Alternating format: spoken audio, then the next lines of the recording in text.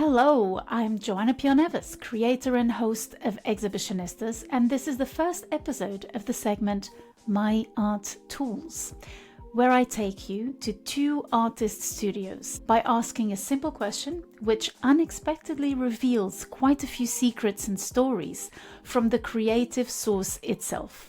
And the sources in question are Anouk Mercier, an artist who is now based in France but has lived many years in the UK and still teaches at UE Bristol, and Marina Roca Díe, who is based in Madrid and has currently, at the time of recording and release of the episode, so the 3rd of October 2025, an exhibition at the El Chico Gallery in her hometown, which we mention during the episode.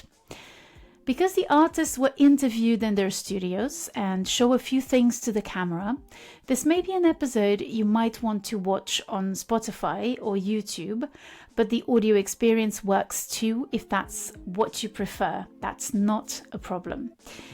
If you want to know more about the artists, I would recommend going on Instagram and following Exhibitionistas, or even better, signing up to the newsletter to learn more about them and also to get the links and little gems that didn't make it to the episode there. For those who may not know, the Exhibitionistas files are part of my page, Joana P. Neves, on Substack, and I don't send informative newsletters because I really don't enjoy that. And if I fill in your inbox and spend time promoting each episode, it has to be for a better cause. So by signing up, you get to access a different kind of information and also all of my texts and a lot of other posts on Substack that are not newsletters. I don't have anything under a paywall, and I'd love to keep it that way, so donations are appreciated, either through the website, exhibitionistaspodcast.com, or Substack, or even buy me a coffee. All those links are in the show's notes, or if you go to Substack, obviously you have the subscription button function at the top of the screen, I think. You'll find it.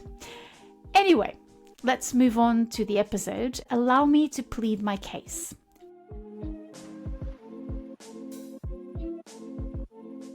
What if I told you that the tools used by artists are absolutely fascinating and may hold the key to an understanding of their work from within? We create myths in art, right? Based on the images and documents we have at hand. Pollock with the drip paintings, for instance.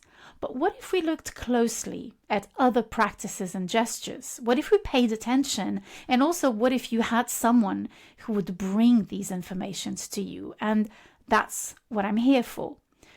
Artists use unexpected tools or familiar ones in unexpected ways. I'm not looking for the spectacular here, although it might happen, but for the sensible shift that suddenly opens a panoramic view on a work of art or a whole body of work. But another thing that led me to think more intentionally about this topic was an exhibition at the Ashmolean Museum in Oxford, dedicated to Raphael's drawings. When I went there, I expected to see a few sketches, and indeed the exhibition had exquisite works. But there weren't only sketches or projects. There were these sorts of screens, or what I now know to be called cartoons, with holes on the outline of the figures. And in fact, these cartoons are full-size drawings used to transfer the structure or the composition of the figure, carefully tested and defined previously through drawing, onto a wall or onto whatever surface the painting is going to be on by pouncing or tracing. So it means that those little holes, they were intentional, they were there for a purpose. The purpose was to then apply powdered charcoal or black chalk on the drawing so that the little dots would be marked on the surface to then be painted on. There was a table there with a display of all the tools that Raphael used. So when you think of painting, when you think of drawing, you think of pencil, you think of graphite, and you think of brushes and paints. And what the display included were colored chalks and charcoal, metal points, which are rods of metal alloys, so gold, silver, copper, or lead, that left microscopic particles on paper. And so the color of the line would depend on the composition of the rod. Pen and ink. He used a blind stylus, which was used to sort of try out different shapes without marking the paper. And a compass, so a double pointed compass. So you can see there was a lot of precision. None of this is in the catalogue, which I promptly bought because I really wanted to study that. And in my research for the episode, I noticed that only 2 articles mention in passing this display of tools in the exhibition, enumerating what I just told you, and not what I have on my Instagram, because I took a picture of that display and I looked it up now. This was in 2017. And in the picture I took, there's a reed pen and a fine brush. So, of course, this is not to criticize anyone here, but I do feel that we look at art more like historians and less like technologically savvy people with curious minds and who actually know how to handle stuff and can very quickly put ourselves in the minds of the people who are creating. Historians are obsessed with timelines and influences, which is funny to me, knowing how much artists lie about dates. So the Renaissance, after all, when I left that exhibition, I thought associates imagination with science, chemistry with observation. But mostly, how silly, the myth of the artist painting from nothing. And also, to me at least, how uninspiring. It's as if everything came from the inside, as if the artist didn't spend countless times adjusting the material to the imaginations, but also perhaps the imagination to the material. The precision of the transfer and the care in using a double-pointed compass shows the importance of the final image, the painting. The Italian Renaissance feels to me more cinema than free representation. It is more seductive than inspirational, and it's closer, bear with me, to the convincing power of deepfakes almost than the compulsions of surrealism. Especially when you know how the images are made, you look at them in a completely different way.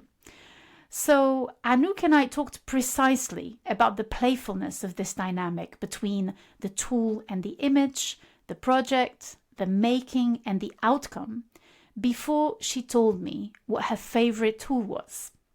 Drawing can be anything you have at hand, really. And so, often that is, just biro and a piece of paper or pencil, but it can be other things. You can be out walking and it might be the soil underfoot that you use with your fingers, a mark of recording. Even if your favorite tool is a graphite stick, is that the best tool for the project that you're working on today? Is it the best tool to translate the object or the scene that you want to record?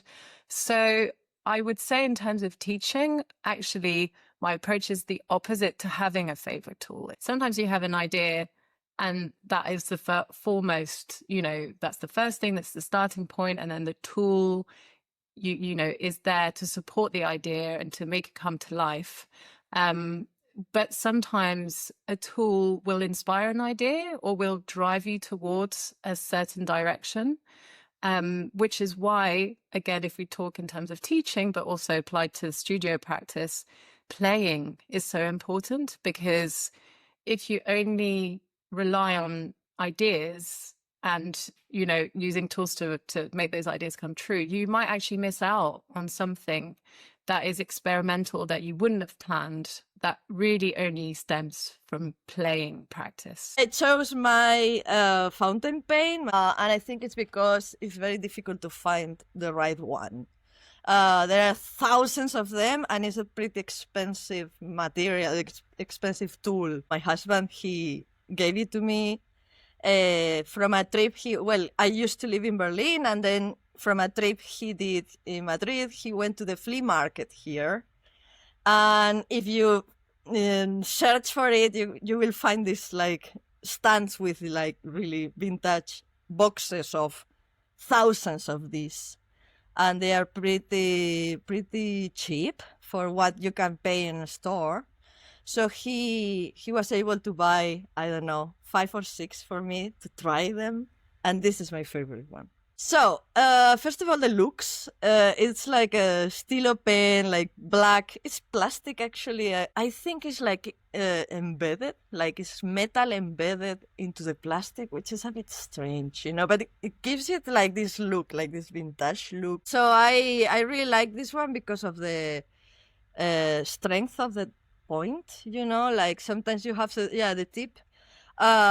Sometimes pens for calligraphy are too hard for drawing. Like you can feel like the paper is scratching, like this feeling. And that I don't like. I like it to have some flexibility in the tip. While ink is not so important for Marina, Anouk's choice is surprising, as it is as much a tool as it is a material. But it has another component to it. Raphael could not have used it, as opposed to Marina's fountain pen, which is very, very close to the Renaissance materials. Anouk's choice of tool, which is also in some ways a material, is completely dependent upon 20th century technology of the machine. When you asked me this question, I thought immediately about toner. I always thought that it was just carbon powder, which is what it is. But yesterday, because I was like, I'd better double check that I'm right about this. I found out that it's actually these tiny particles of plastic coated in carbon powder. So I did not know that. So basically we're talking about toner. So this is, the toner cartridges that all of us have used at some point. They're in most photocopiers. If you've been to really any type of education, they are basically these little plastic particles coated in carbon powder that are then applied to paper using laser technology. And there's an electric charge involved as well. And then it's burnt onto the paper. So the plastic particles melt and literally, sort of cement the carbon powder onto the paper. So toner is literally that carbon dust. For many, many years, I have used it and I never referenced it. So, when people ask you, whatever, to list the materials of an artwork, for years, toner did not feature. I would just say acetone transfer, which is a transfer method that I used with acetone. And basically, what happens in this transfer technique is that I use a toner photocopier. I apply the acetone to the back of the photocopy. The acetone repels the carbon powder and reprints it, so it transfers it back onto another piece of paper.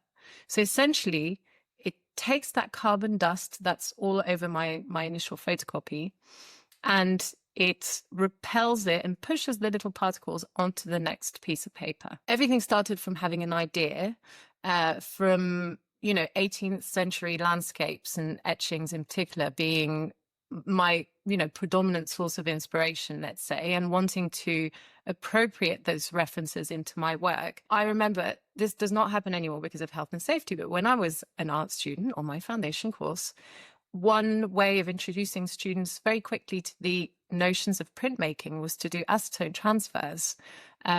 So I remembered that, years ago, foundation, I had tried this technique. I loved how immediate it was. You've got the photocopy, you transfer it, and 2 seconds later you have your transfers. But it really came from, I had an image, I needed to transfer it. How do I do it? Go to the photocopy machine, photocopy, transfer, and move on. And I think there's also something to do with photocopies are so familiar to all of us. They were very unprecious. We're not that far from the intricate processes that Raphael and other artists of the Renaissance used to work on their shapes, to copy them, to transfer them onto drawings from drawings, and then to the final piece. We're not that far away from a sort of a mechanic handling of the shape through a very, very trained hand. The artists of the Renaissance used mechanical copy of drawings that they were satisfied with, and why waste time making them over and over again, and why not keep them? And perhaps once they're transferred on to the final piece, maybe change them a little bit. And something to note as well is that technique, the pouncing technique, pricking little holes on an outline, was used for tapestries, for example, to reproduce patterns of tapestries and other crafts. So there is also this tension in the technique that is used to make what we call, perhaps with a sense of grandeur, masterpieces. So in some ways, it's really interesting to use 20th century tools in order to look at what was done in the past, play the anachronic game, and try to assess what we try to obtain through these tools that seem so distant and yet kind of produce the same thing, which is to extract images that already exist in order to make new ones. And so that really affects the idea we have of creation and of image making from an artistic point of view, not from an entertainment point of view or from a publicity and advertisement point of view, but really this area, this field of intense creativity, imagination, but also science and research and purpose and intentional experimentation. When looking at the work of both artists, you would not imagine the technical challenges that they both have, nor the physical engagement with the process. My first kind of, commission, which was to create an artwork for Bristol Museum, I basically, I proposed my whole idea for the commission, which would basically be to photocopy images from their collections to bring their collection back to life through a new artwork, which is, a way of working which I adore, like plunging into history and looking at collections and really finding ways for the, contemporary audiences to re-engage with those, artworks and artists and narratives. So, it was really exciting for me to get an opportunity to work with a museum on this. So I pitched my idea, and everyone agreed, moved forward, was very excited. And at the time, even though I'd graduated, I did all my photocopying at the UE library. So I would sneak back in, even though I wasn't really allowed to. And I would photocopy, and yes, apologies to UE if they're listening to this. I guess, it sounds kind of crazy, but to me, an hour and a half of photocopying images is comparable to a painter going to an art shop and buying tubs of painting. It was my primary source material, right? And you can still see behind me, this is how I do. So I do lots of photocopies, then I put them up on the wall so I see the images, and then I'll select areas of them, cut them out, and then transfer them. And on this occasion, which felt to me like the most important time, I finally had a commission for a museum. I got to the library, did all my photocopying, got back to the studio, sat down, started to make, and it didn't work. It just didn't work. So the photocopies that I had made, I did everything as usual, used the acetone, and nothing happened. So obviously, utter panic. And then I spent a day going around Bristol in all different shops, doing different photocopies to see if it was the photocopier that was different, and all of, just tried lots of different things, and I just couldn't make it work anymore. I ended up actually contacting the photocopying machine producers. I can't remember who it was, and a very helpful person explained to me that it's because the technology was advancing and they were now burning the toner, so burning the carbon powder at much higher temperatures onto the paper, which to them was great because I don't know if you remember this from holding photocopiers, you used to have black fingers afterwards, and that was the toner powder coming off on your hands. So for them, increasing the temperature meant there was no more staining of fingers, but it also more durable, just better quality all around. So basically, he said to me,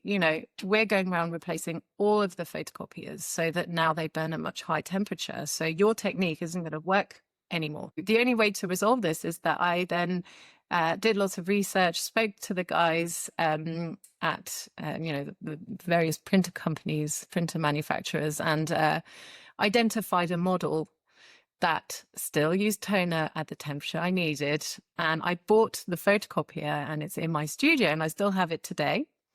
And they still luckily make those toner cartridges for that photocopier. All this to say, I am so not a geeky person. This makes me sound like, I'm really into understanding technology. And actually, I'm really not that kind of person. But the technology I was using has forced me to become a bit of a photocopier geek and a toner geek. And from that day on, I started listing toner as a medium because I was like, it's a very real thing. Drawing is a much more complex affair when it comes to tools, but also the body. Or perhaps I should say, when it comes to the relation between the body and whatever is used to make the image or the final artwork. I have a lot of anxiety with my hands, like I'm all the time like needing to do something. Like if I'm in a bar, I'm like squeezing a little napkin or like a piece of paper or like doing something while I talk. And it's very common that I'm touching the lid while I'm drawing. So for me, drawing is something of it's an activity related with this, right? In drawing, in a way, there are no mistakes, but at the beginning, when you start learning, there's a lot of mistakes, So you learn to spot them and to really realize if you want to keep them or not, and in ways like beforehand. So I would say a mistake in a drawing done now for me would be that is like out of composition. Like for me, composition is my problem, because I tend to be very expansive, and so I approach too much to the borders. Sometimes I don't leave space to continue, I expand and expand. I would need more paper, but then but the paper is limited. That's like what constitutes a frame. Like you have to assume the frame before you start. It's a rule from the substance of the material you're using. It's like you cannot assume an infinite frame, like an infinite paper.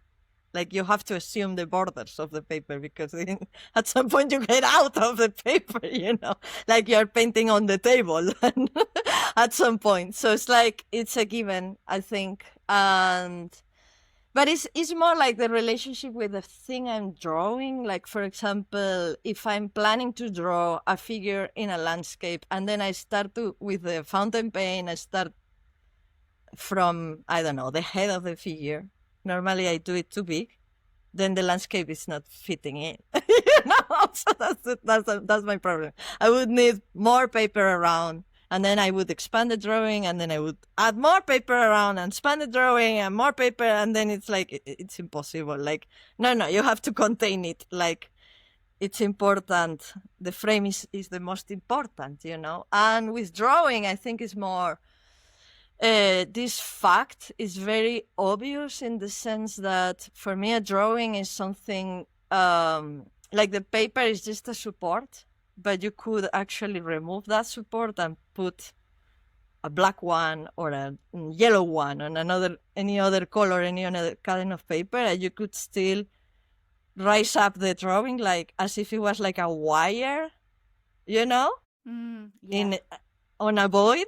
But it's also like it's a way of seeing, you know, like with your eyes. It's a way of using your eyes while you're drawing. I think it's like drawing has that, like this flattening of reality, and then the paper is assumed, but it could be any other paper or any other material, or it could be a wall, or it could be directly the frame, and then you draw on a board of the frame. I'm a painter. I'm a flat earther, you know, like the frame is the paint, is the painting. Damn it! No, of course. I'm joking, but you know, it's for me, the painting is a frame, actually. That's like the frame of reference, like, But why and the is that so format. important? 'Cause That's also why my exhibition now, there is like an installation instead of just white cube and paintings on top, because in a way, I think every painter or every draftman needs to assume the frame, but there's also a desire to get out of the frame. And so for me, like the effect of the white cube on paintings in a painting exhibition is the same as the effect of the paper on a drawing. It's just a support and you assume it. You don't think about it. And it could be another one. You could exchange it for another one, you know?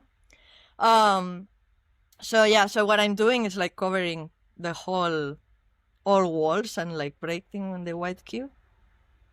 Yeah. And then I'm putting the paintings on top of that. It felt constrained and smothering, this need to conform to a size of a paper and the shape of the canvas, until I understood that it is part of the game. It's like a game of cards whose combinations are incredibly vast but contained by the rules of a game, which reduces the possibilities but makes it far more enjoyable because it allows you to have an effect on the outcome and also to let the outcome affect you.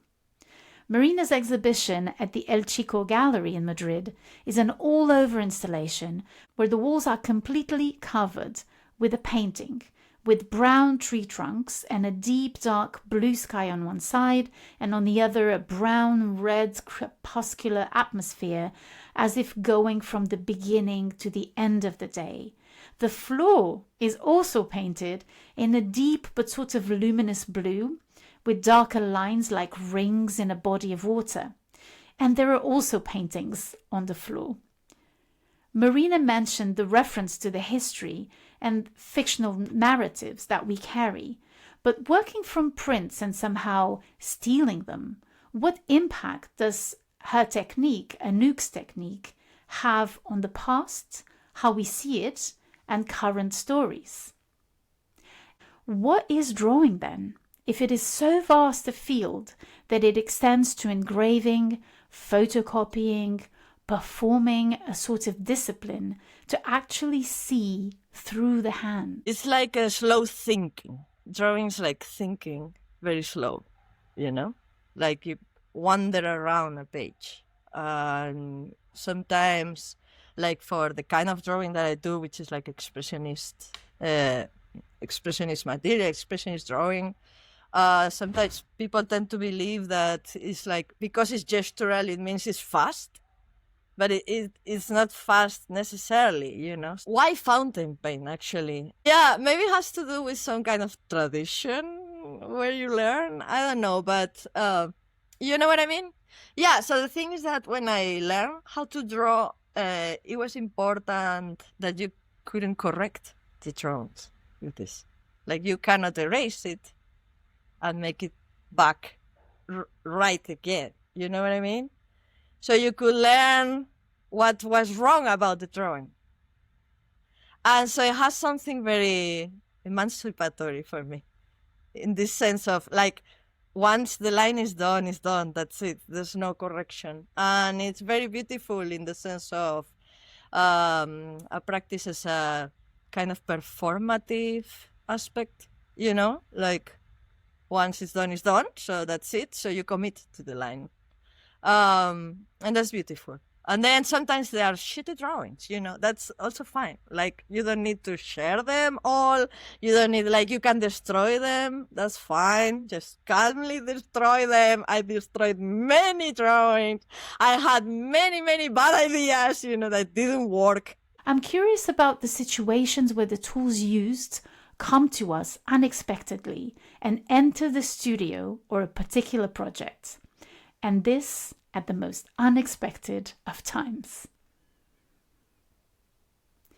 This is before we had children, and Max was not my husband, he was my partner, but he said to me, "You're working too much, I have to take you away for a weekend to Wales." And honestly, it was a very busy time, and I was like very reluctant to go. And I was like, oh, I just want to be in my studio. So he took me to this tiny village in Wales, can't remember what it's called. There was nothing there. And I entered this holiday, self-imposed holiday, quite reluctantly, to be honest with you. But anyway, when we were there, walking in this tiny town, there was this tiny shop, cafe thing, and they had this tiny section with like 2 shelves, and on there was some art materials. And you know, I looked, of course, and I found this this pen, which was really like a felt tip, brush felt tip, but this beautiful pen that came from Japan. I have no idea why this tiny shop in Wales was selling this pen. No idea. Anyway, I picked it up and spent this little weekend drawing in my sketchbook. And that went on to me starting drawing with ink and experimenting with different brushes. And I guess that's an example of time where it was really an object, a material that led, you know, to ideas within my practice, and in a completely unexpected, unlooked for kind of way. And I think the lesson I learned from that holiday was that it's actually good to get out, because sometimes, you know, you're exposed to influences you would never have expected, or you encounter material you've never, you know, encountered before. Well, the thing is, I did still end up drawing all weekends. The joy of finding a new thing to work with is also the joy of developing a new project, which is precisely what happened with Marina. You can think about a drawing that then you can exhibit or sell, or just put it hanging somewhere, or like a drawing as an object. And you can think of drawing as a thought to arrive to something else. So like I've done thousands and thousands of drawings in my life. Bible is called a Bible for Lilith. I can show you, but I have to go for it. Just give me a second.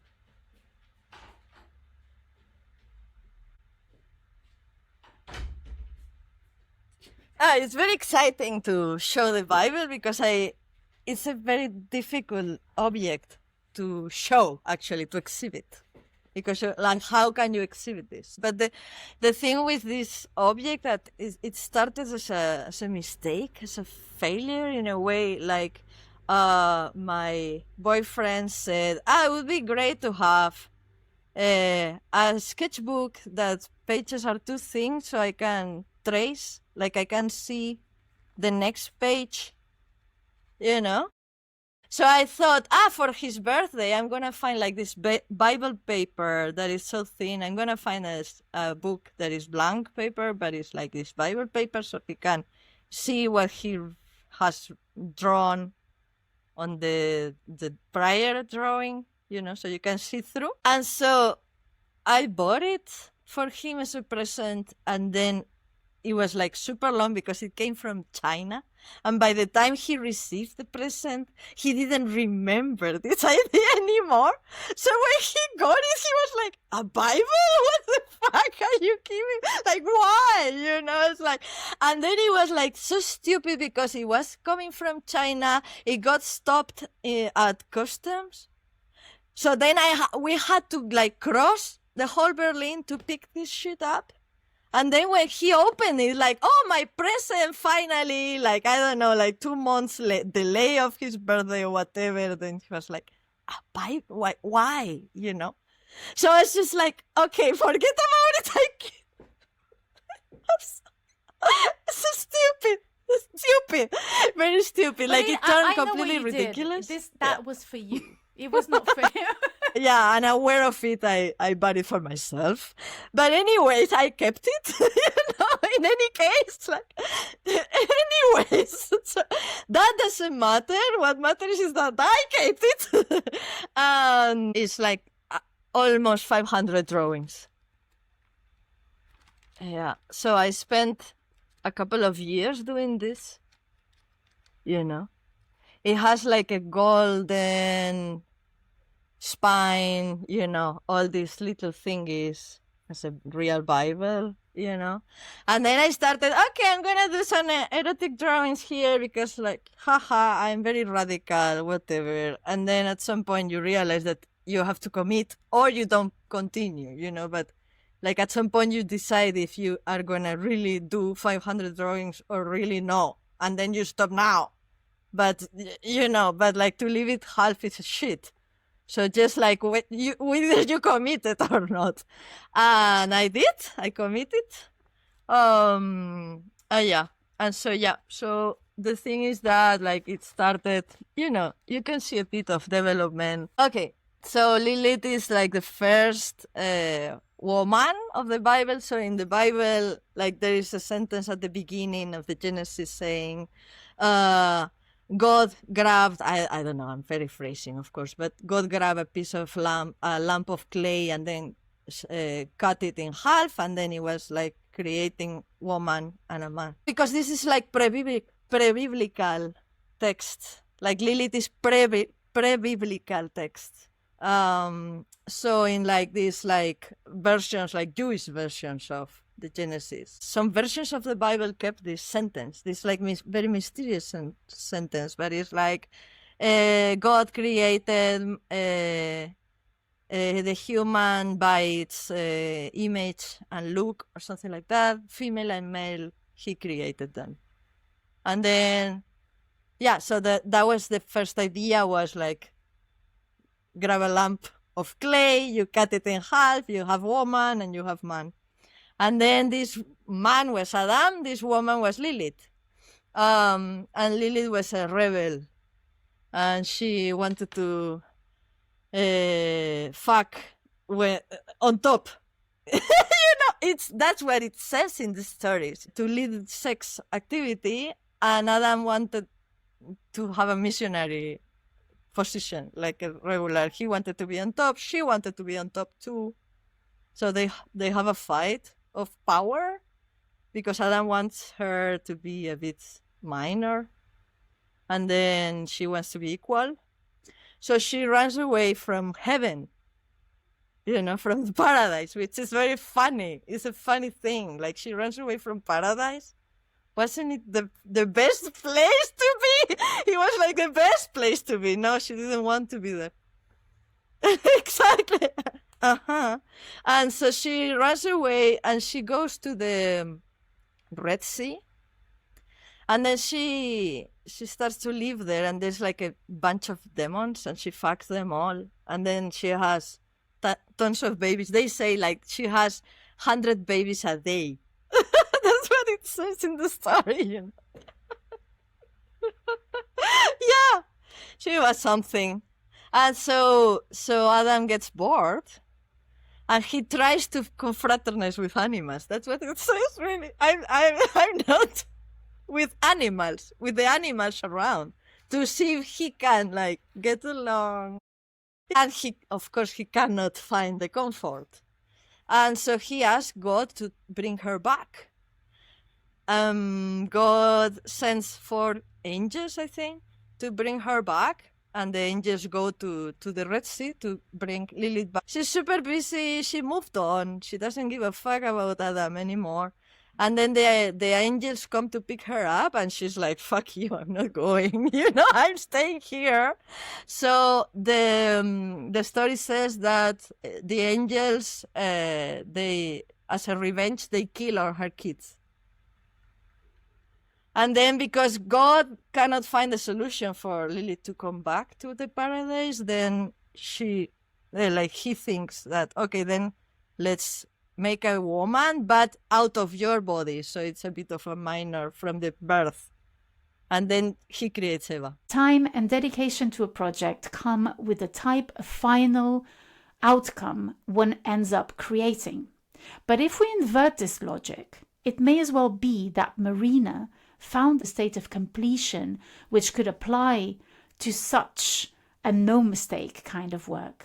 On the other hand, her interest in the erotic, the body, and sex also found a place where it could exist. I feel the responsibility of, I think art can be very ethical or unethical praxis, because sex is a very, very delicate subject indeed, because it's also like, it can be very aggressive for many, many people, and you are making it visible, and it's something that is supposed to be in the intimate sphere, right? And so, but then at the same time, because it's in the intimate sphere, like for many decades, it hasn't been talked about. And then that has led many people to dangerous situations because of lack of sex education. But then at the same time, if you're drawing it, you are like making it visible for everyone to see. And that's it's also, I'm responsible for that.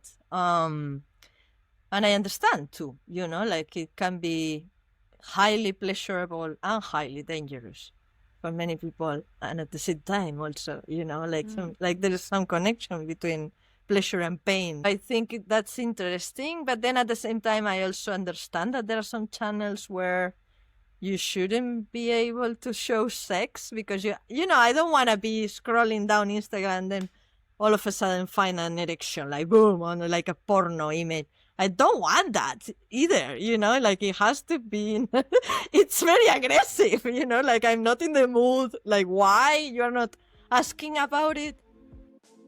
Time for a short break to let you into the Exhibitionista studio. Look around you. There is a computer, a good mic, the software in the computer, which is a sort of virtual space through which you and I meet with a time and space delay. Then there are my books and 2 perfectly round Flintstones. All the magic happens here. I've been talking to a university whose students need placements, and I could use some assistance with production and research, while also mentoring the future professionals of the field. But for that, I have to pay them, and that's where you come in. Do you know how much a membership costs? A mere £25 a year, which means that you pay £2 a month. £25 for a whole year. When you buy a catalogue, that's the average price for one single book with 2 texts. If you become a member of Exhibitionistas through a platform called Substack, you not only get to support Exhibitionistas, but you also receive on average about 18 more texts minimum that I will have written about many, many, many fascinating topics of contemporary art, philosophy of art, and many other subjects. There's a little bonus that I added, which is getting to ask me questions. I'm very, very happy to do the research for you, or to dig into my little well of knowledge and put the information out there for you. I can name you, or you can be anonymous, so you get to put me to work, as long as the questions and the prompts you give me are within my abilities and the research material available to me. Otherwise, you can go to donor box in the description notes. You can just donate one time, very, very small amounts. That's what I do with Wikipedia. Once in a while, I put some money in there because I use it almost daily. And I want to reward people who nourish me. Thank you for spending some time with me here in my studio. Thank you for considering this decent proposal. On with the episode. This question of control, controlling the space where images are, who sees them and where, reverts back also to the freedom of creating and the discipline of release and tension in creative processes. Imagination must flow, but technique must shape it, although not too much. Ideas must preside, but perhaps not on a conscious level. Stories are present, but are they at the start or at the end of the final outcome? If you put some acetone onto a photocopier and you push it around, you start seeing the pigments moving like dust. So you can make little piles of dust or move it around.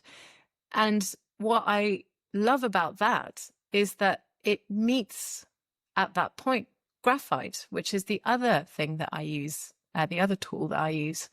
And it means, especially now, recently, Faber-Castell has, I've got them here, has created these pit graphite mats, so that they're making graphite pencils now that don't reflect.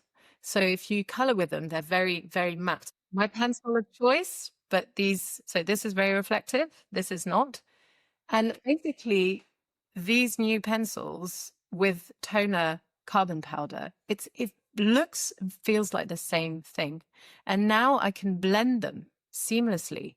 It's kind of like taking my work in a slightly different, well, a little bit of a different direction, because I can now rework photocopies and images, and you can't tell that I've reworked them because the graphite, this graphite is very much like the carbon powder. Part of why I find this process interesting, because I am actually taking,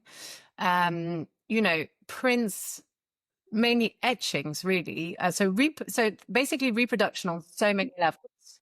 There is the original etching that has been reproduced itself several times, usually to make additions. And then they have been reproduced in art books. I have the art books. I then reproduce the reproductions of the reproductions through a photocopier. And what I'm interested in as well is the dilution of the image through that process of reproduction. And when you reproduce images, in the final stages, at my stage on a photocopier, it is further diluted because actually, the photocopies transfer more or less well. So some of them get distressed or, slightly damaged. But also, this is where the acetone part is interesting, because depending on many factors, the acetone moves, transfers the toner more or less. So I had another moment of like, oh my goodness, it's not working. Why? Because I have moved to France partly because I have now a house with a big barn that's going to be a great studio, and we're working on it. But for now, it's very much an empty barn with no heating. And last winter, me, I was like out there with my, duffel coat making. And my transfers were not working. And I was like, no, why are they not working? Yeah, and I was like, not this again. And in the end, I realized, I came to the conclusion after trying lots of different things, that it was actually that it was the acetone that at a lower temperature, basically under 10 degrees, acetone doesn't really work as well. For the toner to transfer, the acetone needs to be strong, and it needs to be more than 10 degrees. So, so all this to say that, when I am transferring the photocopies, the image gets altered, and factors like the temperature on the day, the how diluted or not the acetone is, what brush I use as well, how hard I press, all of these things influence the transfer of the image. And to an extent, over many years now, I control this. So I know if I use this type of pressure on this type of image photocopied at this, because, on a photocopier, you can alter how light or dark the photocopy comes out. So I also play with this. I've also always done very, very nearly hyper-realistic graphite drawings. So that's all about control, This aspect, in contrast, the fact that I can never fully control, even though I've tried for years, I never have control over the final transfer, is actually a huge, nearly like a relief to me. It makes the making exciting because I'm going to respond to the transfer. Sometimes it does something I'd never anticipated before. And then those marks, the transfers, which I then draw over, they will inform the drawing to an extent. So I'm responding to the unpredictability of the transfer. And I love that way of working. For me, it feels very liberating. I would say, that half of my practice is too tight. And I think, when drawings are too stiff or too, in inverted commas, perfect, or trying, hyper-realism. I mean, this is not a criticism of hyper-realism. I need to work that way because it's partly how I learn to draw. When I observe something really, really intensely, I understand it. So for me, it's a necessary exercise that I really enjoy, the drawing, really realistically. But it's extremely tight. And when I work that way, I'm always thinking, that's great, but actually you need to loosen up. You need to let, art, I always think of art in a scientific way. You need space for experimentation, because it's when you experiment or you play that things you hadn't thought about occur, or, where you kind of get into that flow state of things come to you, etc. So all this to say that if tomorrow my photocopier breaks down and that's it, I know that I would be already, and I have already started looking for another technique, method that brings that element of unpredictability in the transfer or in the way it works. I think an important part of the process for me is thinking about how that whole precious side of art making, especially in Europe, that the etchings, they're like really laborious art making techniques, and people thought I should try etching and I might like it, but I actually didn't, because it's so tight and laborious. And I think there was this whole thing about these master printmakers, of the 18th century, and this kind of reverence to print. And I adore those artists. I adore their prints. But a big part of the way I'm working now and with the photocopier is being able to be playful about those references, those images and those techniques. And I think one of the main things, and I've no answer to this, but that always kind of results from this relationship that I have, is whether people think my work is print or not. Because it's not print in the sense there isn't this, people will say, but there's not that labor intensive side of it, because I'm just transferring an image. I started referencing the artist whose work I'm appropriating, so that people know it's a deliberate, wanted collaboration, not that I'm trying to kind of, and also to bring that artist, to new audiences, I suppose. I've realized that all the reference material that I have, it's all male artists. And so I've been wanting to use female printmakers. When you are a female painter, because it's like you are carrying the weight of all the tradition made by male. I try and draw every day, even after my kids are in bed, or and having those two ways of working has allowed me to keep making at all times. But it was already something I did anyway, but it's been reinforced by, having to keep making in that sense. I think drawing teaches you to really see. It's hard to explain to people what seeing really truly is, but, for example, go and draw water, and then when you look at water, you will never see it the same way. You see it in kind of areas of light and dark, broken up, movement, and it just adds a layer. I don't know. I feel like I see the world more intensely. If you study something and you draw it, you then, it's like on a daily basis. Even if I'm not drawing from observation, when I look at things, I feel like, you're always sort of deconstructing and trying to understand what you're actually seeing. It was fascinating listening to such different artists with different experiences of drawing, art making, and exhibition spaces. I'm surprised to see how observational drawing for them is linked with seeing and how it pervades their day-to-day life. What I mean by that is, obviously, if you observe and you draw, it has to do with seeing. But there is a real dynamic between having drawn and then seeing the world in a completely different way. I connected a lot with Anouk, saying that even when she's going about her life, she is indeed seeing the world through potential drawings. I'm always writing a story in my head, taking mental notes and recording little segments.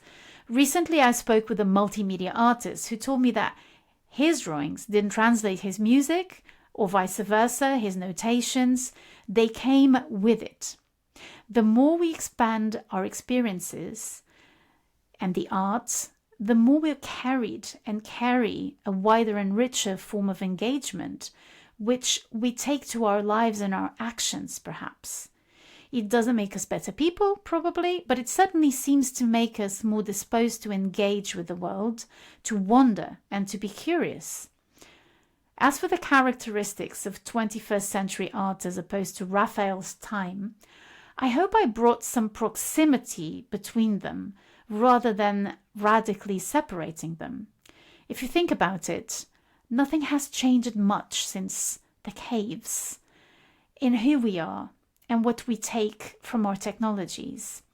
As ever, it's a game of push and pull, with perhaps now a more acute awareness of the danger in the use of certain materials and the overpowering presence that they have on the planet.